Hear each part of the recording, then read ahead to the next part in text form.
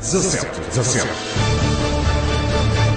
Hoje temos então o senhor candidato à presidência da Câmara Municipal de Mafra. Temos o senhor Alves Pardal. Nós temos aqui a sua biografia, que foi difícil de encontrar, mas temos lá aqui. Mas a primeira pergunta é: quem é este senhor? Por detrás dos cartazes, por detrás de toda aquela imagem bonita de Alves Pardal, quem é que é este senhor? Ora, boa noite. Os meus cumprimentos à Rádio Conselho de Mafra. Gostei dessa intervenção, por trás da imagem bonita dos cartazes. Quem é Alves Pardal? Alves Pardal é um homem com 51 anos, a caminho dos 52, nascido em Luanda, com uma infância turbulenta por outras paragens, e que desde há mais de 10 anos que vive em Mafra, que abraçou a causa de Mafra e que aqui habita com a sua família. Quais são as suas maiores virtudes? As minhas maiores virtudes, isso é uma questão difícil. As minhas maiores virtudes: empenho, dedicação e enfim, não sei se será considerado uma virtude, mas sempre o sonho de fazer algo de melhor e sempre com um certo ideário. Nós vamos agora tentar confirmar tudo aquilo que nos disse através dos blocos que vamos escolher para si. Sim, senhor. Vamos escolher o bloco da sua parte de infância. Já sabemos que veio de Angola, não é? De Luanda. Conte-me lá, quais são as recordações que tem para já desse país maravilhoso que é Angola? Que recordações é que tem? Como é que foi a sua infância? Saber quem é, se a educação foi com os seus pais lá, se não foi? Conte-me lá um bocadinho da sua vida, se é que pode. Ora bem, não tem problema nenhum, mas a minha infância foi atípica. Foi atípica, porque eu pouco conheci de Luanda. O meu pai era militar, de forma que teve a primeira comissão de serviço em Luanda, em Angola, no fundo, devido ao começo da Guerra Colonial, em 1961. Eu nasci em Luanda, mas regressei a Portugal passado 2 anos, de forma que pouco conheço Luanda.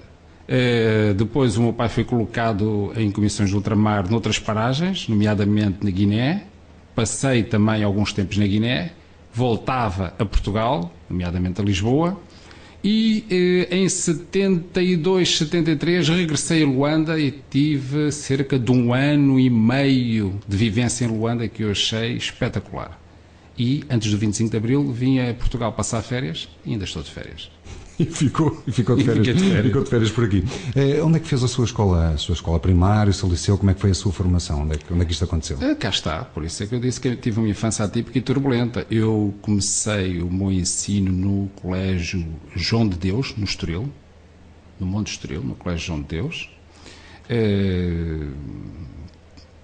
Fiz lá a primeira, a segunda classe, metade da terceira.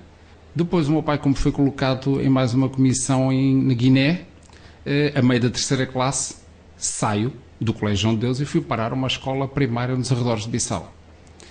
Bem, na altura tinha 7, 8 anos, foi um choque. De maneira que a partir daí todo o meu ensino, toda a minha formação tem tido altos e baixos. Por isso é que eu digo que o meu percurso tem sido turbulento. E depois foi para onde? Depois dessa altura, da Guiné? Depois da Guiné regressei a Portugal, na altura, a terminologia era a metrópole. Depois regressei a Luanda, em que acabei lá o meu ensino preparatório. Depois regressei a Portugal e fiz o meu ensino secundário em Oeiras e Cascais. Ok, diga-me só uma coisa, nós fazemos esta pergunta a todos os candidatos. Lembra-se de alguma reguilice? Era um miúdo reguilo ou não? Ou a educação do seu pai militar não permitia que se atrevesse a fazer as suas reguilices de menino? Certamente que fiz, mas era uma educação espartana, portanto ali imperava a disciplina militar, enfim, e alguns momentos que eu passei, nomeadamente na Guiné, momentos de grande interioridade. Eu estava em Bissau, quando Bissau foi bombardeada com os mísseis e os foguetes do PIGC, e por conseguinte há assim uma certa componente de seriedade nesta parte da infância.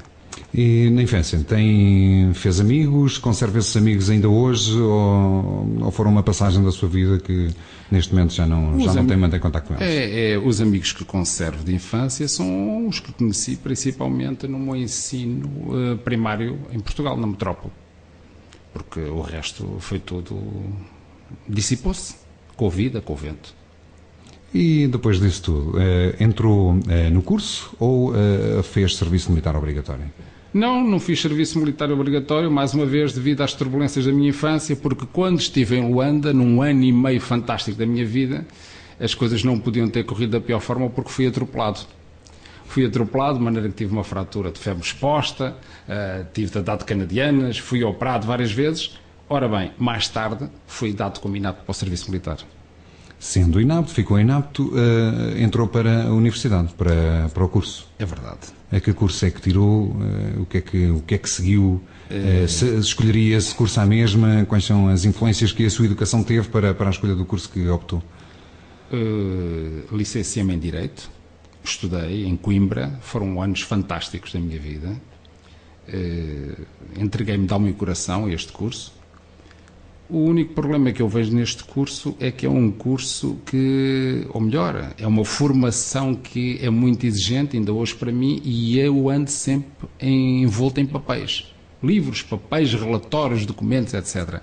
De forma que eu tenho alguns ciúmes de outras profissões, como por exemplo engenheiros, em que aqueles que realmente conseguem levar a bom porto a sua profissão e a exercem de facto, não é ter a formação de engenharia e depois fazer outras coisas. Não, aqueles que são efetivamente engenheiros, acho que se podem orgulhar da obra feita, muitas vezes.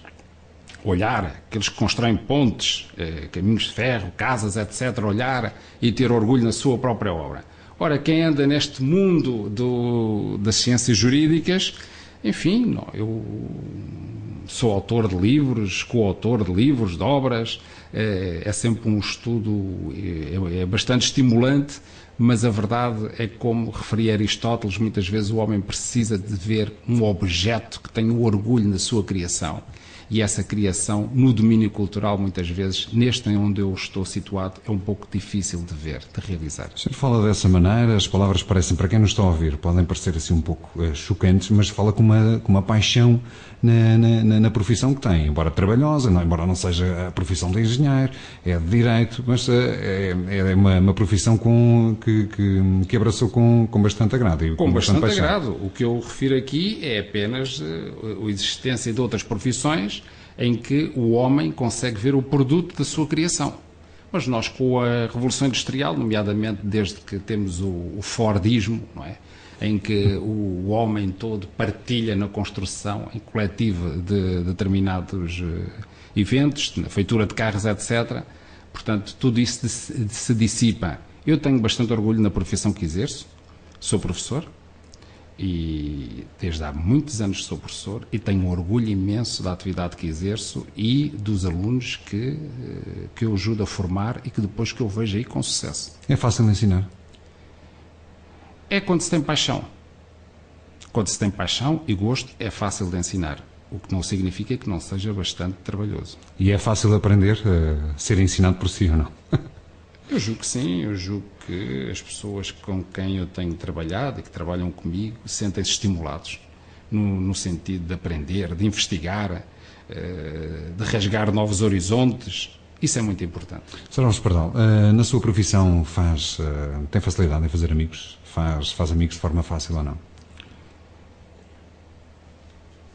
Vamos ver. Isso, amigos de forma fácil, depende do conceito de amizade. Ou seja, eu sou uma pessoa bastante sociável, tenho imensas pessoas que simpatizo. Quanto à amizade, quando refiro a amizade, eu gosto de dar um cunho mais vincado e firme.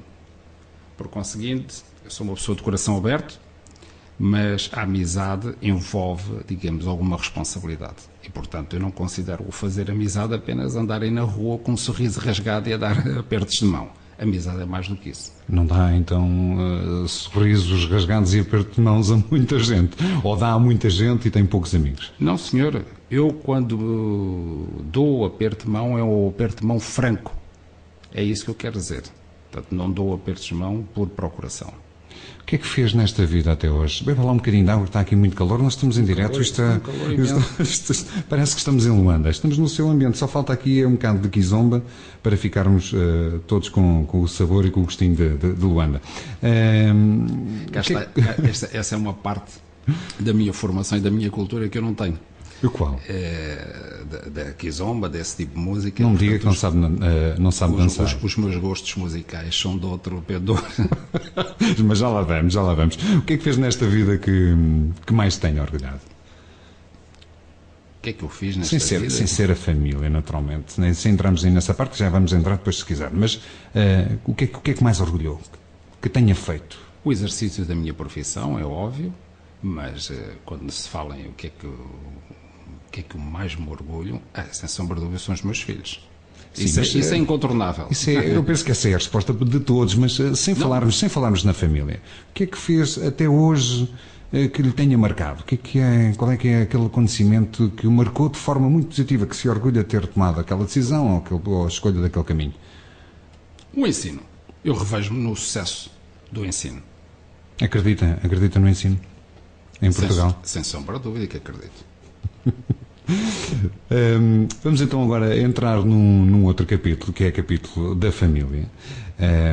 Mas antes, deixe-me só por aqui perguntar-lhe uma coisa em relação à sua profissão. Foi bom aluno quando estudava? Era bom aluno?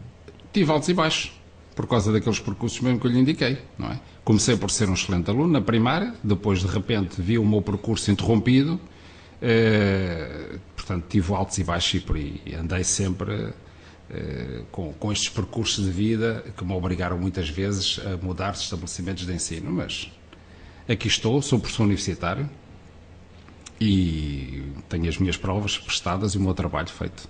E não fez o curso como determinados amigos políticos por correspondência, teve lá mesmo? Pois, essa questão da correspondência é bastante curiosa. Das duas, uma, ou nós, quando nos envolvemos numa determinada formação, é para adquirirmos mais valias, para formarmos o nosso espírito, ou não vale a pena. E, por conseguinte, essas ideias de fazer cursos por correspondência, eu julgo que é difícil de perceber isso. Vamos então agora para a parte que só o senhor é que sabe muito melhor do que nós, e vamos falar da sua família.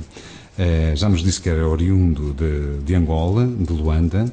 A educação que recebeu como filho é a educação que tentou transmitir também como pai, ou não? Não, diferente. Como lhe disse, tive uma educação bastante espartana. O meu pai era militar, ele próprio também filho de um militar. A minha infância foi passada no ambiente da guerra colonial e, por conseguinte, tudo era certo, tudo era severo. O relacionamento que eu tenho com os meus filhos é diferente do dia para a noite, como é óbvio. Existe responsabilidade em casa, mas no fundo eu vejo que existe um espírito diferente de relacionamento pais para filhos, mas isso também tem a ver com os tempos, não é?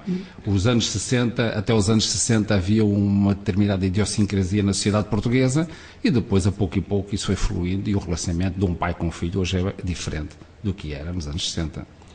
Qual é que é a importância da família nas decisões que toma, nas decisões importantes que toma? Bom, eu quando para essa pergunta eu respondo com uma palavra: cumplicidade. Como é que deu, se é que nos pode revelar, como é que deu a informação em casa ou como é que pediu autorização ou deu a informação ou deu a notícia de que iria ser candidato à presidência da Câmara Municipal de Mafra? Bom, quer com a minha mulher, quer com os meus filhos, não é bem um processo formal de comunicar que eu vou ser candidato à presidência da Câmara Municipal de Mafra ou não. Porque o nosso relacionamento cotidiano é de tal forma que eles próprios já percebiam qual era o sentido. E, por conseguinte, isto de alguma forma que é partilhado. E cá está a tal cumplicidade que existe. Perfeitamente. Ou seja, não há uma comunicação formal de decidi que vou ser. Não, havia desde logo um entendimento em conjunto e até um incentivo familiar. Enfim, por Já me parte dos meus respondeu à filhos. outra pergunta que eu tinha aqui, como é que é o seu o processo de decisão familiar? Como é que se decide? É um processo em consenso, é um processo em cumplicidade. Nós conhecemos muitas vezes, antes de falarmos, já o outro adivinha qual vai ser o sentido da decisão, e isso quer com a minha mulher, quer com os meus filhos. Portanto, isso é curioso, mas nós batemos todos na mesma tecla. E agora vou-lhe fazer uma pergunta que, se a sua mulher depois estiver a ouvir a gravação, ela vai nos conferir se é verdadeiro ou não. Aquilo que nos vai dizer. Ora bem, então vamos lá ver o que é que vem daí. Costuma ajudar nas tarefas da casa ou não? Essa pergunta é para não colocar. Ou é o dono do comando da televisão? Mais ou menos. Não sou, eu tento ajudar naquilo que posso, mas confesso que aí não é a minha melhor faceta. Não é a minha melhor faceta. Não, é preferível não falarmos mais nesse assunto. Não vamos falar nesse assunto, Então, vamos passar à frente. E em termos de alimentação, gosta que... Gosto de comer. Gosta de comer, estou a ver que sim. Mas não gosta de fazer, não gosta de estar na cozinha, ou nem para os amigos cozinha, não, ou só para si. Eu tenho um princípio que também tem a ver com a forma como eu encaro a vida e como exerço a minha profissão, que é: nós devemos deixar para quem sabe executar determinadas tarefas. E por conseguinte, se eu for para uma cozinha, certeza que o resultado não vai ser tão bom. Mas já experimentou alguma vez? Há muito tempo experimentei e o resultado não foi brilhante. Não diga que nem o ovo estrelado sabe fazer, só dá verdade. Eu prefiro respeitar quem sabe. E o que é que mais gosta? Qual é que é os sabores mais atrativos para si em termos de alimentação? Isto tudo porquê? Porque se for Presidente da Câmara Municipal de Mafra, as pessoas depois vão querer recebê-lo bem. E nós temos que saber qual é que é o prato que o senhor Então, prefere. Eu gosto dessa questão. Essa questão já é uma questão bastante simpática. Pratos que eu gosto, e efetivamente eu fui habituado com a cozinha tradicional portuguesa. Gosto da comida tradicional portuguesa. Gosto da comida tradicional portuguesa, escusado. Existem outros pratos, eu sei que hoje está na moda, determinados patamares de cozinha elaborada. Não tenho inclinação para isso. Eu sou, desculpem, muito terra a terra. Gosto da comida tradicional portuguesa, gosto do pastel de bacalhau, gosto do bacalhau cozido. E gosta de acompanhar essas comidas com que líquido? Com água, com bebida alcoólica, com cerveja? Com... Não, eu por acaso, olha, estou agora a beber uma água, é a minha bebida de eleição. A seguir à água vem o vinho. Pouco bebo. E a minha bebida de eleição é mesmo água. Ok, vamos então agora falar nos seus passatempos, no seu tempo livre. Já me falou que tem livros. Qual é que é o seu passatempo preferido? O que é que mais gosta de fazer? Bom, quando naturalmente no pouco tempo que lhe resta do seu trabalho tem disponibilidade. Esse é o problema. No pouco tempo que resta do meu trabalho, quando tenho possibilidades, o que é que eu gosto de fazer? Os hobbies também não são muito exigentes. Gosto de passear com a família acima de tudo, gosto de viajar, gosto de ler, gosto de ouvir música, coisas simples. Onde é que viajou que tenha ficado encantado com aquilo que viu? Mundos que já não existem. Quais são esses mundos? Por exemplo, quando viajei sem ser por prazer e fui obrigado, que conheci uma era que jamais se voltará a repetir. A África colonial portuguesa, nomeadamente o que eu vi, principalmente em Bissau. Marcou-me profundamente. Mas não só. Já depois da vida adulta, em aventuras, fiz o Interrail e visitei os países da antiga Europa de Leste e, na altura, fiquei maravilhado por visitar outro tipo de sociedade. Checoslováquia, que ainda existia, que agora já não existe, cindiu-se em 2 países, a Hungria, a antiga Iugoslávia, Turquia. Que idade é que tinha quando fez esse Interrail? 20 e poucos, 25 mais ou menos. Conta-nos lá um bocadinho dessa aventura. Nós queremos saber essas partes interessantes. Foi uma aventura fantástica porque fui com uns amigos de comboio, viajamos pela Europa Central E depois... Não me diga que teve 2 e 3 dias sem tomar banho. É verdade. Não. Isso não. Viajamos pela Europa Central e depois visitei, como lhe disse, a antiga Checoslováquia, a antiga Hungria, que fiquei deslumbrado, porque na altura eu jogava aqui a passar para um país do Bloco de Leste e que era uma sociedade completamente diferente. Não era. Praga era uma cidade cosmopolita, e ainda hoje é, como é óbvio. Na estação de caminho de ferro de Budapeste via a polícia militar soviética a marchar e a patrulhar um comboio que ia partir para Kiev. Um mundo que já não existe, fantástico.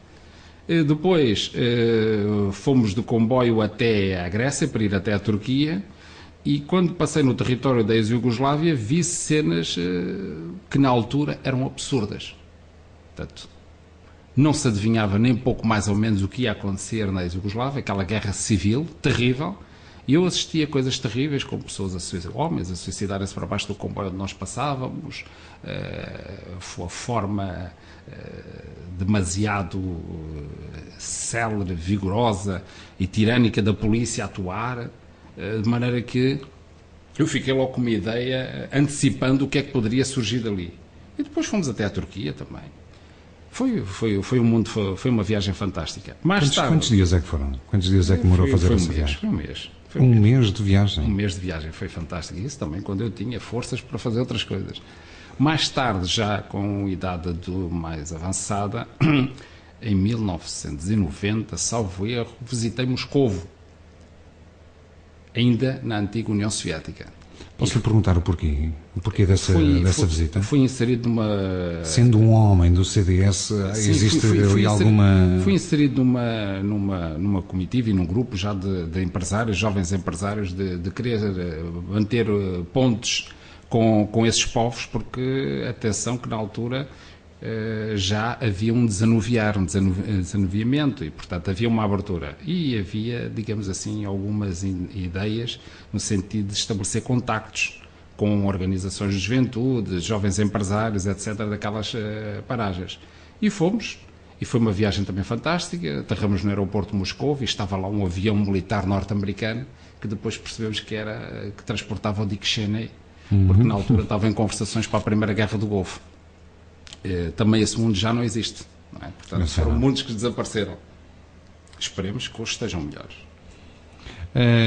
Já vi que os seus passatempos são ótimos, pelo menos os passatempos com alguma pitadinha de aventura, mas aqueles passatempos de ficar em casa, qual é que é? Música, o livro, cinema, teatro, gosta dessas coisas ou não? Gosto, mas teatro é o meu handicap, não tenho frequentado. O resto, sempre que posso, vou. Sempre que posso, vou. O que é que gosta de ouvir? Qual é de ouvir? Música. Qual é a música que gosta de ouvir? Eu sou muito eclético.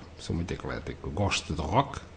Ainda tenho no meu imaginário e da minha adolescência determinados grupos de rock que me acompanharam na altura.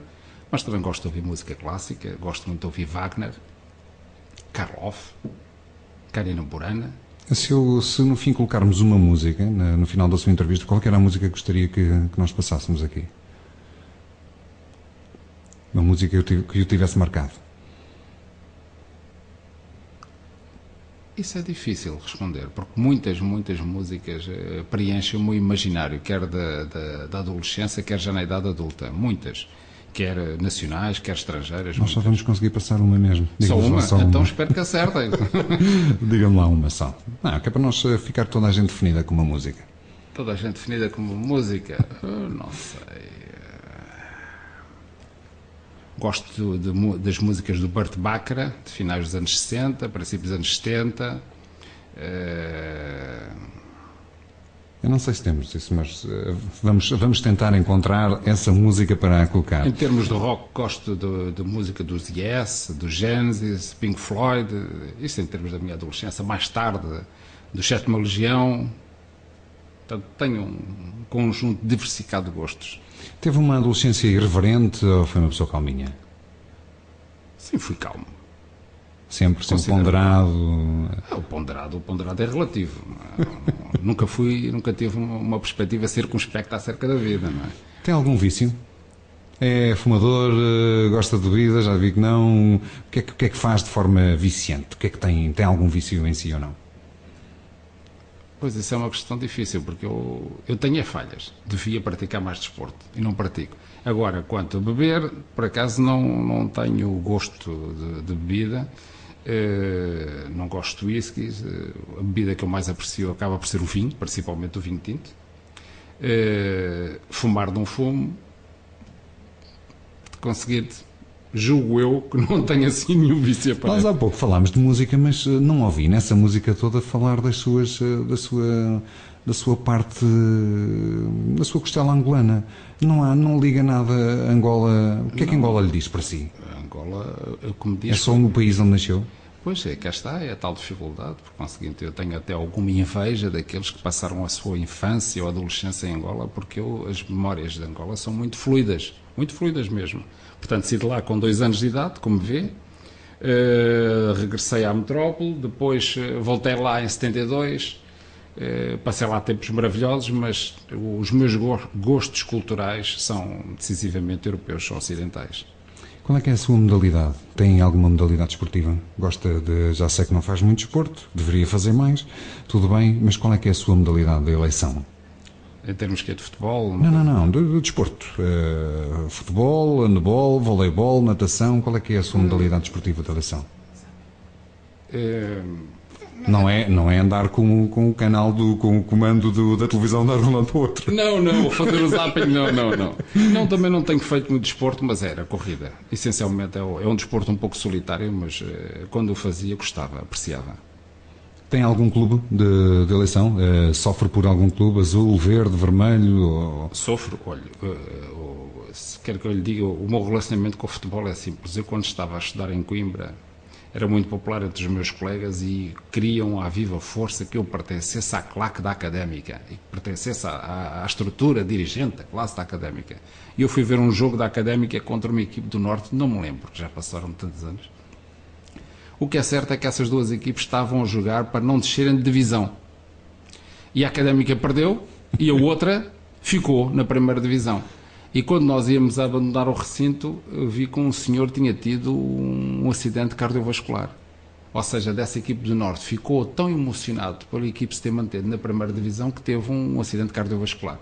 Eu aí fiquei vacinado. Não sofre com nada de desporto? Nada. A única coisa que me move é quando Portugal joga, e isso sim, acabo por ser contaminado e contagiado, embrenho o resto. Não tenho nenhum clube de eleição. Sr. Alves Pardal, terminamos os primeiros 30 minutos da entrevista. Vamos então entrar agora aqui num bloco publicitário. Voltamos já a seguir para a segunda parte. 17. Aqui estamos nós de regresso para a segunda parte da entrevista com o Sr. Candidato à Presidência da Câmara Municipal de Mafra, o Sr. Alves Pardal. E vamos fazer-lhe agora perguntas de caráter genérico. Se hoje fosse adolescente e sem qualquer problema financeiro, optaria pelo mesmo ramo profissional que optou?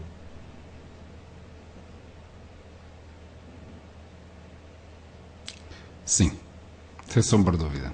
Ponderados todos os valores. Mas teve a pensar um bocadinho, porque... Tive a pensar, porque, enfim, eu dou respostas sinceras e estive a refletir, ainda que brevemente, mas sim.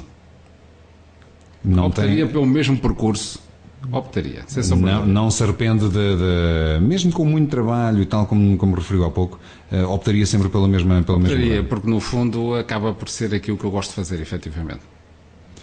Tomou alguma decisão na sua vida que, havendo a possibilidade de alteraria?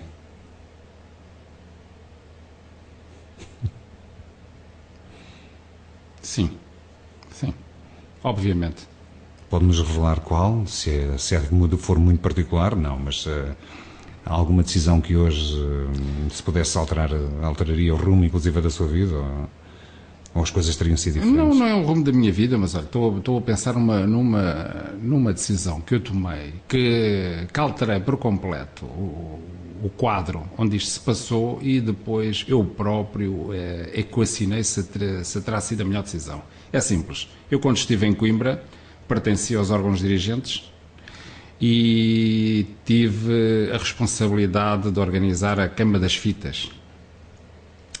E eu, quando tive essa responsabilidade, a organização das festas da Cama das Fitas era uma organização extremamente rudimentar, levavam lá muitos artistas tradicionais, e eu alterei por completo os cânones, levei lá o Caetano Veloso, levei lá um conjunto de bandas e tornei aquilo de alguma forma mais profissional.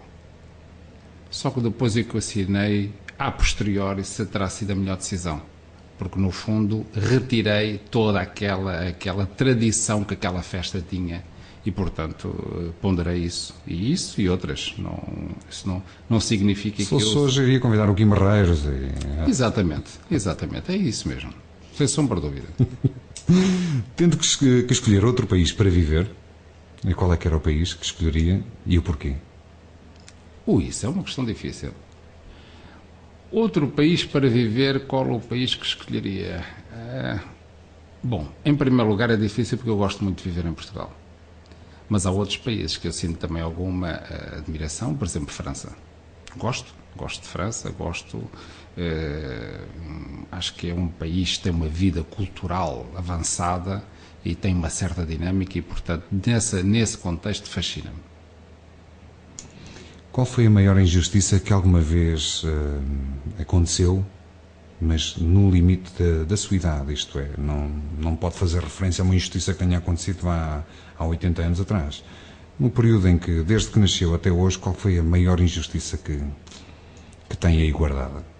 Não quer dizer que tenha sido consigo, mas a maior injustiça que alguma vez viu. A maior injustiça que eu sofri foi ter sido atropelado.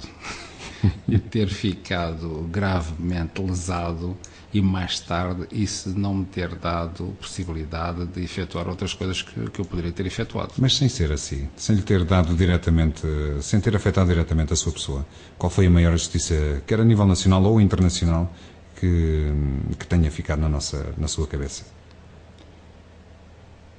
Se é que há alguma injustiça se passou. Olha, injustiça, enfim, mas isso não é comigo, não é particular, mas é o que está a acontecer com o nosso país. Acho que é uma injustiça o estado que nós chegamos enquanto país, enquanto nação, enquanto pátria, é algo que me deixa bastante entristecido. Acho que não havia necessidade, passados estes anos todos de democracia, de trabalho, de conquistas que foram alcançadas, nós chegarmos ao estado lastimável a que chegamos hoje, dependentes de um auxílio externo, em que as pessoas têm cada vez mais desemprego, em que há empresas a fechar. Isso considero uma injustiça terrível que é feita à nossa população, à nossa nação, ao nosso Estado, à nossa história. O que é que o tira mais do sério? O que é que o tira do sério mesmo? O que é que o faz chatear?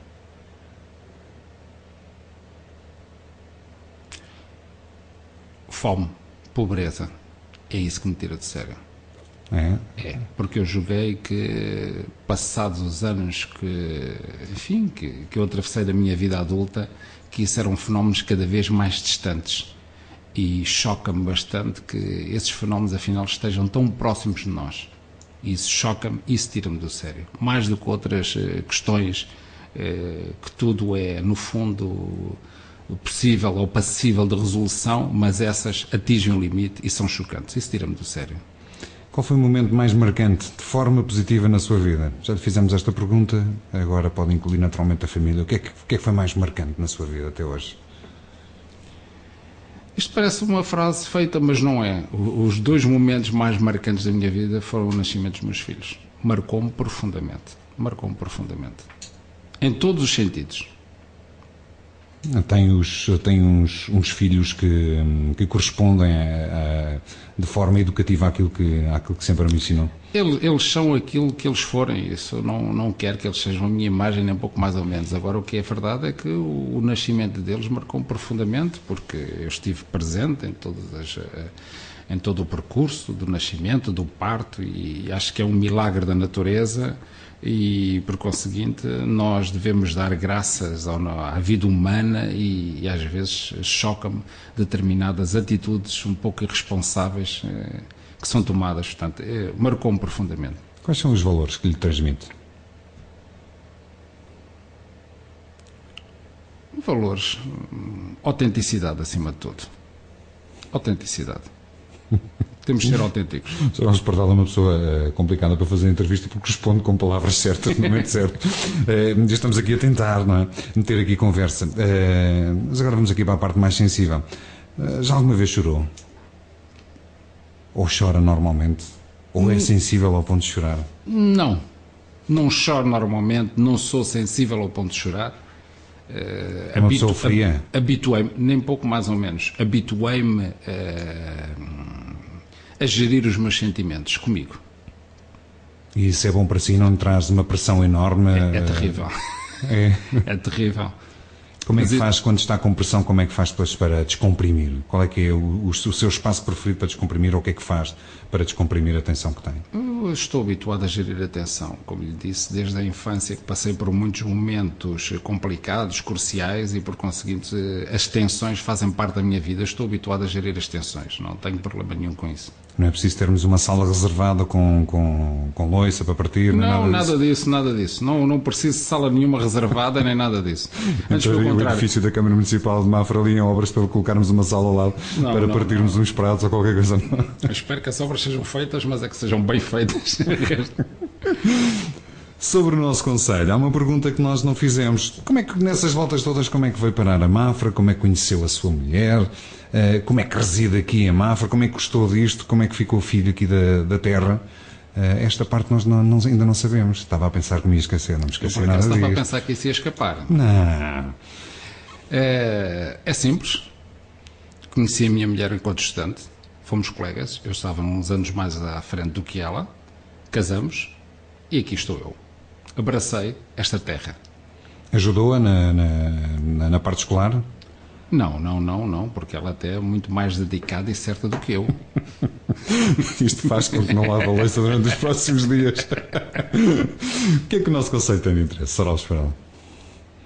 O que é que este nosso concelho de Mafra tem de interesse? Qual foi a sua motivação para se candidatar a Presidente da Câmara Municipal de Mafra? Olha, a minha motivação para me candidatar à Câmara Municipal de Mafra é uma coisa muito simples que tem a ver com administrar e gerir bem os recursos. Ou seja, o nosso sistema está feito de forma a existirem vários patamares de decisão, de tomada de decisão. Nós temos as autarquias, depois temos a nível central o governo e até fazemos parte desta coisa mais complexa que é a União Europeia. E para mim é delicioso, pura e simplesmente é delicioso assumir um desafio de gestão em termos autárquicos, em termos de lidar com o chamado governo de proximidade. Ou seja, não é estar a tomar medidas afastado das pessoas, é lidar concretamente, diretamente com os problemas. E, portanto, para mim isso é fascinante. E este concelho tem questões que, enfim, eu já estou envolvido nisto, já conheço as debilidades deste concelho, ou melhor, não tanto do concelho, dos órgãos autárquicos do concelho, que é diferente. Muito diferente. O nosso país não tem sido muitas vezes tão bem tratado quanto devia, quer a nível nacional, quer também a nível local. E muitas vezes há uma forma de encarar as coisas com grande à vontade, com grande displicência, e acho que nós devíamos ser mais rigorosos e exigentes. Não houve nenhum amigo seu que lhe dissesse, quando lhe deu a notícia que se iria candidatar a Presidente da Câmara Municipal de Mafra, não houve nenhum amigo que lhe disse: epá, não faça isso, esteja quieto. Não houve ninguém que o incentivou a não se candidatar, ou todos os amigos lhe deram força para se candidatar? Não, por acaso foi o contrário, todos incentivaram-me a ir para a frente. Foi? Foi. É sinal de muita confiança. É, sinal de muita confiança. Quais as áreas, no caso de ser eleito Presidente da Câmara Municipal de Mafra, quais são as áreas que de imediato irá atuar? Aquelas que já as leva guardadas. Assim que lá chegar, é no primeiro ou no segundo dia que vamos intervir nesta ou noutra área. Bom, tudo isto é muito... Se é que isso não é segredo. Não é segredo nenhum, eu não tenho segredos, não gosto de ter documentos guardados na gaveta, porque acho que quando nós nos entregamos a uma aventura destas, a um projeto destes, devemos desde a primeira hora dizer ao que vamos. E, portanto, eu não tenho nada escondido. O meu percurso em termos de autarca aqui no Conselho, em termos de deputado municipal, na Assembleia Municipal, e já antes, são conhecidos. Portanto, para mim é simples. Eu acho que é extremamente condenável a forma como o poder autárquico olha para o município, para o nosso Conselho. Acho que é extremamente condenável. Se por um lado eu já exerço uma enorme censura contra os decisores nacionais, nomeadamente por esta carga fiscal imensa, eu tenho dificuldades em admitir que ao nível autárquico isso também suceda. A minha bandeira, eu nunca o escondi, os meus adversários todos conhecem-no muito bem, que eu sempre lhes disse olhos nos olhos. A minha bandeira tem a ver com a fiscalidade municipal. É exagerado o que pagamos de tributos aqui no Conselho de Mafra. As pessoas não têm consciência disso, porque as pessoas pagam em mim, vão às finanças e julgam que isto é tudo do Governo Central. Não é. É a Câmara que faz propostas para se pagar o IMI e é a Assembleia Municipal que vota o IMI. É o IMI, é uma percentagem variável do IRS, são derramas, tudo isso é uma fiscalidade municipal exagerada. E nós vivemos num momento de enorme dificuldade. Há empresas com dificuldade em manter-se, familiares da área dos comércios, dos serviços, e a carga fiscal que é praticada aqui no município de Mafra é exagerada. Os meus adversários todos sabem disso, que é o meu ponto de ruptura. Por conseguinte, eu tendo responsabilidades, uma das questões era desde logo apostar na diminuição desta carga fiscal exagerada. Eu sei que os meus adversários muitas vezes falam de que é preciso reduzir no tempo devido. Não há redução no tempo devido. A Câmara tem de reduzir rapidamente os seus gastos, os seus custos, que é para aliviar o bolso do contribuinte. Tão simples quanto isso. Ok. Sr. Alves Pardal, o que pensa de uma rádio local do Conselho? O que é que pensa desta rádio em que está aqui hoje? É importante haver um meio de comunicação no Conselho de Mafra? Não é importante? Qual é que é a sua ideia sobre uma rádio concelhia? Olha, deixa-me colocar a questão de outra forma. Há muitos anos eu tomei conhecimento de um estudo feito por um sociólogo em que dizia que quanto mais a informação circula, mais uma organização é eficiente e mais uma organização é unida.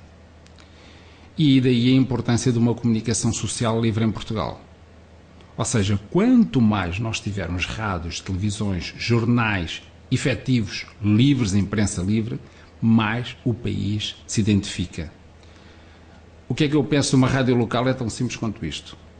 É essencial que o Conselho de Mafra tenha uma rádio local, como é essencial que tenha os restantes órgãos de comunicação social, nomeadamente a imprensa escrita. E isto para lhe dizer que cria-me confusão que as entidades não mostrem compreensão pela existência de meios de comunicação social livres no Conselho. Ou seja, que de forma alguma podem ser condicionados, antes pelo contrário, devem ser apoiados na justa medida em que isso possa ser feito. Mas é essencial haver sempre notícias, debate, crítica contra mim mesmo. Não há problema nenhum. Não tem problema, que nós já temos aqui um rol delas. Já tem, que venham essas críticas todas. Nós o que precisamos é de um espaço plural, nós precisamos é de debate e não espaços fechados, porque isso parece sociedades de terceiro mundo com as quais eu não concordo em nada. Sr. Alves Pardal, o senhor pertence e é candidato pela coligação de Mafra Merece Mais. Escolheu o lema da campanha: este é o nosso Conselho. Porquê este lema? Este é o Conselho de todos. Porquê este lema? Olha, a escolha do lema resultou de um trabalho da equipe, da nossa equipe, Mafra Merece Mais, e este é o nosso conselho porque no fundo esta é a nossa terra. Isto faz lembrar um bocado os escritos de um grande cientista alemão do século XIX, Humboldt, que dizia que gostava de ver a turbulência do mar, mas a partir da terra, com os pés firmes na terra. Nós precisamos ter os pés firmes em algum sítio. E esses pés firmes têm a ver com o país onde nós vivemos, com a nossa pátria, com aquilo que nós gostamos, com aquilo que nós amamos. E a terra que nós amamos, a terra que nós gostamos, é este concelho, é o concelho de Mafra. É aí o nosso tema, este é o nosso concelho. É por ele que nos batemos. Sr. Ramos Perdão, está a chegar ao fim a nossa entrevista. Nós vamos lhe propor aqui, como propusemos a todos os outros candidatos, um jogo de respostas rápidas. Vão estar 7 envelopes. Agora, neste momento, só há 2 palavras em cada envelope, porque os outros candidatos anteriores já retiraram a palavra. Vamos então para a escolha da primeira. Pode tirar é uma qualquer. Isto é um jogo de adivinhas, presumo. É difícil, não é fácil. Simpatia. O que é que isso lhe diz? Simpatia, autenticidade, entrega total e, acima de tudo, boa disposição. Ou seja, eu sou partidário de que o trabalho pode ser feito, mas pode ser feito sempre de forma simpática e com um calor humano. Que tipo de líder é que é? Um líder que constrói consensos, constrói soluções. Vamos então a outra pergunta. Outra pergunta, não, outra palavra. Ora, escola. Escola. Quando penso em escola, penso sempre em escola de pensamento, ou seja, uma corrente de pensamento, de ideias que une determinadas pessoas. Isto para dizer que eu tenho uma determinada escola de pensamento, que é a escola da democracia cristã, mas, acima de tudo, eu sou uma pessoa aberta e plural e, por conseguinte, respeito muito outro tipo de pensamentos, outro tipo de escolas. E isso vem mesmo a propósito de dizer que grandes amigos meus são de outras forças políticas completamente adversas das minhas. Essa é também uma pergunta que eu ia fazer. Geralmente tem amigos com outras cores e com outras motivações. A política para si é uma opção sua, mas respeita todas as outras opções. Quando eu me confronto é com adversários, não com inimigos. E por conseguinte dou-me bem com todos. E isso tem sido visto inclusive na minha atuação. Aliás, eu respeito, eu gosto de granjear respeito por parte dos meus adversários e também respeito-os bastante. Vamos para outra palavra. Vamos lá, então, o que é que vai ser agora daqui? Presente. Presente. Bom, esta é a mais difícil destas 3. Simpatia, escola, presente. Porque presente faz-nos reportar este momento que nós vivemos. E este momento presente é um momento muito, muito preocupante. Eu espero que o futuro seja bem melhor do que este presente que nós vivemos atualmente. Também é crítica em relação ao presente político que está a ocorrer ou não? Sendo bastante. Sendo o homem do CDS, as coisas estão... Sou um homem do CDS, sou um homem da democracia cristã, mas estou muito preocupado com a situação que o nosso país está a viver. Gostava que nós não tivéssemos a passar por este período tão difícil e que houvesse maior responsabilidade. Nós precisamos de estabilidade, confiança e, acima de tudo, quem está metido na política deve respeitar os nossos concidadãos. Vamos para outra palavra. Preciso fazer muitas mais perguntas, mas não posso fazer. Outra palavra. Pensei que fosse para mim agora. Ora, bem, política. Está política. O que é que isto lhe diz? Isto foi mesmo no seguimento daquilo que estávamos a falar. Política.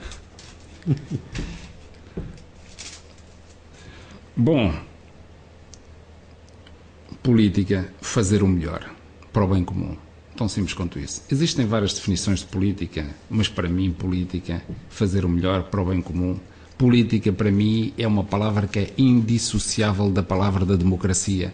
E eu sou um adepto daquela forma do Lincoln, daquele seu presidente dos Estados Unidos. A democracia é o poder do povo, pelo povo e para o povo. É isto que nós devemos fazer, servir o povo com humildade e respeito.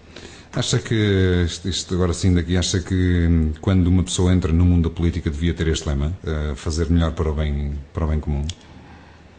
Ou há muitos políticos que fogem a este lema? Eu tenho algum receio de que quando se entra para este mundo, eu quero acreditar que todos pensam em que gostavam de fazer o melhor para o bem comum.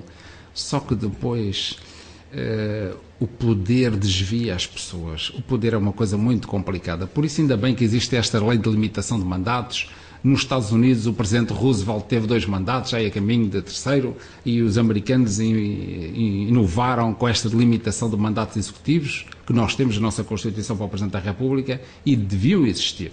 quer a nível de cargos políticos, quer a nível também de cargos associativos, tem de haver sempre limitação de mandatos, porque senão o poder desvia as pessoas e a certa altura as pessoas começam-se a guiar por outros valores que não aqueles que deviam ser os Deixa-me originais. desviar um bocadinho aqui do jogo. É uma pessoa pessimista ou otimista? Muito otimista, muito otimista. Pensa sempre de forma positiva? Em todas as conjecturas e em todas as soluções. Sempre. Ok, vamos a mais uma palavra. Vamos lá ver o que é isto. Devia ser ética. Ui. Estas foram escolhidas principalmente para si, como está a ver, está aqui então tudo já para si. já foi. Não podia calhar aqui melhor. Ética, enfim. Eu sou a favor ou sou partidário de uma ética da responsabilidade. Acima de tudo. E é um ótimo aluno neste lema de vida, na ética da responsabilidade. É uma pessoa responsável? Sou. Bastante responsável, isso sou. Posso-me orgulhar disso. Vamos para a próxima. Vamos lá, dessa agora. Já estamos quase a finalizar, faltam duas. Honestidade.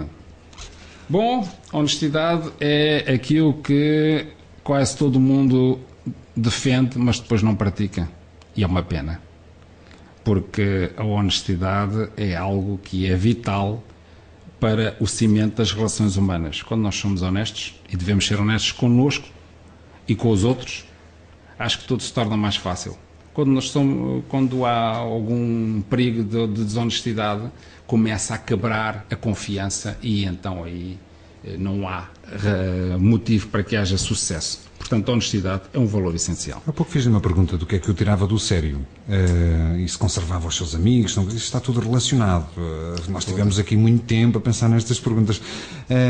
Se houver algum amigo seu que não corresponda a estas palavras aqui, todas que saíram para si, que era a simpatia, a política, na ética, na honestidade, marca-lhes um X na testa ou não?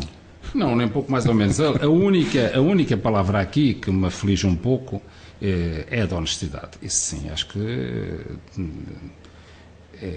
é uma grande desilusão para mim relacionar-me com alguém que depois se venha a revelar desonesto. Isso é uma decepção enorme. Agora, quanto à política, que sejam de outros quadrantes políticos, melhor ainda, que é para haver debate. Eu sou combativo, gosto disso. Quanto à simpatia, sejam simpáticos, sejam menos simpáticos, sisudos, isso não cria problema. Vamos para a última pergunta. Última pergunta, vamos lá ver então. Chefia? Chefia, isso é comigo. Vou ser o próximo presidente da Câmara Municipal de Mafra. Está aqui a chefia. Chefia, o que é que me impela a chefia? Liderança, consenso, construção de soluções. Ser um bom chefe é ser um bom líder? Ser um bom chefe é, acima de tudo, ser um bom líder, exatamente. Mas prefere ser chefe ou ser líder? Líder, como é óbvio.